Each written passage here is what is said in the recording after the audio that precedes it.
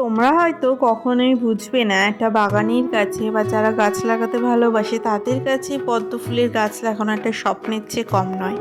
তো এই পদ্মের বাল্বটা আমি আগেও বীজ থেকে করার চেষ্টা করেছিলাম, তবে হয়নি। বাল্বটা আমার একটা ফ্রেন্ডস দিয়েছে, ওকে আমি একটা খুবই স্পেশাল থ্যাঙ্কস জানাচ্ছি যে আমি তার জন্য স্বপ্নটা পূরণ করতে পারছি। আমি খুব চেষ্টা করেছি গাছটাকে বাঁচিয়ে তোলার। প্রথমেই একটা বড় লাল গামলা নিয়ে নিয়েছি, তার জন্য একটু আবার একটা আলাদা করে টবের মধ্যে পাক রেডি করেছি যেন পাকটা চিন্নির মতো হয়। দেখো আমি কিন্তু ফাঁকা করে নিলাম। ফাঁকাটা দেখো, ওপরটা যেরকম জল জল আছে, ভেতরটা কিন্তু পুরোটা শুকনো। এইরকমভাবেই পাকটা রেডি করতে হবে বা গামলার মধ্যে। তো এইভাবে আমি গাছটা লাগিয়ে কিছুদিন রোদে রেখে দেবো, দেন তারপর জল দিয়ে কেমন পাতাগুলো ভেসে থাকে সেই পরিস্থিতিতে আনবো।